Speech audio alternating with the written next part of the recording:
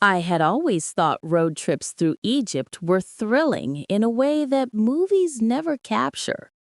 The sun beats down during the day, but at night, the desert breathes a quiet I couldn't explain.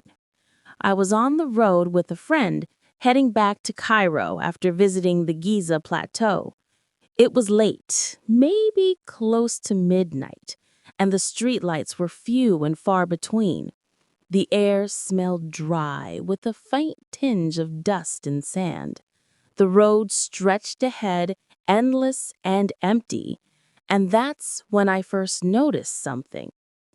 At the edge of the headlights, a figure appeared, tall, thin, almost impossibly still. I told myself it was a trick, shadows playing in the desert, but it kept pace with the car. No matter how fast we drove, there it was, standing on the side, yet somehow moving with us. My friends laughed nervously, trying to brush it off. "It's probably someone hitchhiking," he said. But there was something in the posture and the way it seemed to observe us that made my skin crawl. I slowed the car, thinking maybe we'd see who it was. That's when I noticed the photographs. I had taken a few pictures of the pyramids earlier that day on my phone. On a whim, I checked them now, and there it was, first barely visible, then clearer, in every photo I had taken, always at the same distance from the pyramids, always looking directly at the lens. We kept driving, and it vanished, or so we thought. The next morning, under the weak light of dawn, I checked my photos again. There it was, in the distance, always in the background, in corners I hadn't noticed. I began showing them to locals in Cairo. Some shrugged, others laughed, but a few, older men, women, looked genuinely afraid. They told me stories of a shadow that haunts travelers near the pyramids, appearing in photos, following those who dared to come too close after sunset. Legend said it was the spirit of a guardian left behind to protect secrets no one should see. Days passed, but it didn't stop. Every time I opened my phone, I could see the figure, at first faint, then clearer, until it felt like it was closer every time I looked. I tried to leave the city, but every route back toward the pyramids seemed to intersect with the same stretch of road. The shadow was persistent, patient, like it had a purpose. I began avoiding photography, avoiding late-night drives, yet it still appeared in reflections, in peripheral glances, in dreams that felt like memories. I spoke to a folklore researcher at the University of Cairo. He told me that the figure was not merely legend, it was a warning. The shadow appears to those who look too closely at what shouldn't be seen, a sentinel of ancient secrets that predate the pyramids themselves. Some travelers never return, vanishing without trace, their last photographs showing only this shape in the distance, always observing. I couldn't sleep. Every dark corner, every dimly lit street, I imagined it standing there, waiting for the night to fall. I stopped taking photos entirely, deleted the ones I had, but it felt like a small comfort. Weeks later, on another journey, I found myself driving past the Giza Plateau again. I swore I had avoided it, but the road curves had led me right back, and there it was, closer than before, standing at the edge of the sand, its eyes, or what I perceived as eyes, locked onto me. I felt the car slow itself, as though my hands had no choice, as though the road itself was complicit. The figure stepped forward, and for the first time I noticed the faint outline of features, hollow, elongated, almost skeletal, yet undeniably alive in intent. I turned away, gripping the wheel with every ounce of strength, willing the next bend in the road to break the spell. Even now, I can't look at a photograph of the pyramids without flinching. The shadow seems to linger, a faint blur at the edge of my vision, a reminder that some things are meant to remain unseen. Travelers whisper of its patience, the way it studies its victims, the way it appears in digital records as a ghostly sentinel. I've heard that if you encounter it in person, it doesn't chase you.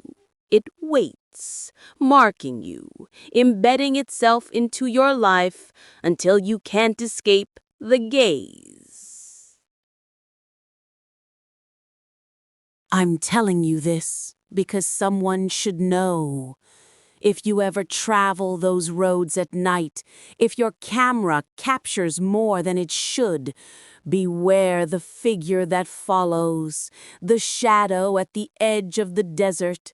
Some say it is ancient, bound to the land, keeping watch over secrets buried beneath centuries of sand. And others say it is hungry for attention, feeding on the fear of those who dare to see it. I don't know if it will ever leave me, if it has followed me across towns and cities. I only know that the desert never forgets, and neither does the shadow. I sometimes wake in the middle of the night, thinking I hear footsteps outside my window, the faint rustle of sand carried by a dry wind. And when I pick up my phone, just to reassure myself, I see it, always at a distance, always observing, a silent witness to my life. The pyramids hold many secrets, but some are alive in ways we cannot comprehend, waiting patiently, with eyes that never blink. And I can't help but wonder how long before it shows me exactly why it follows. I don't take photographs anymore, and I don't drive those roads at night. Yet the fear remains, creeping in at unexpected moments. A shadow at the corner of a room, a figure at the edge of a frame, a whisper carried by the wind. I know it will wait, endlessly patient, until I confront it, or until it decides that I have lingered long enough.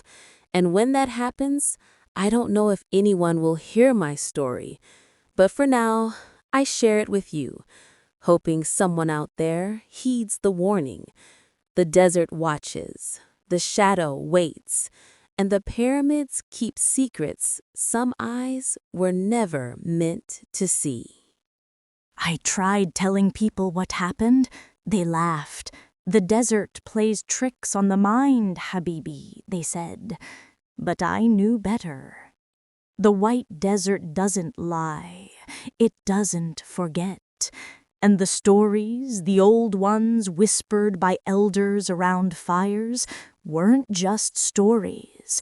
They warned of lanterns that lead the living to meet themselves in the bones of the past. They warned of spirits that wear the faces of the dead and the yet-to-be. I've never returned to the white desert at night. I don't travel alone anymore. But sometimes when the wind is just right, I swear I see a faint light on the horizon, and I feel my own eyes watching me from within it. A voice whispers my name, and I know, deep down, that one night I will follow it again, because it is me, and I am it.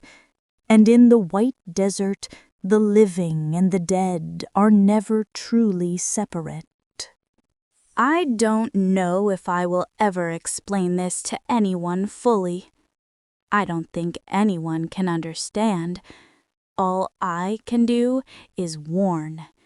If you ever find yourself walking alone in the deserts of Egypt at night and you see a lantern moving just ahead, don't follow it.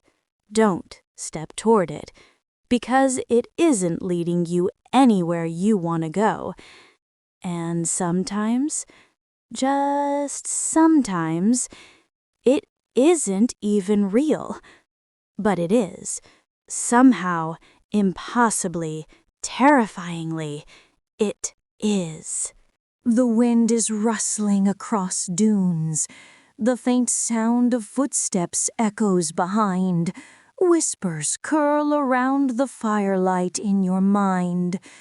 I can still hear it. I still see it. And I think, somewhere, the lantern waits.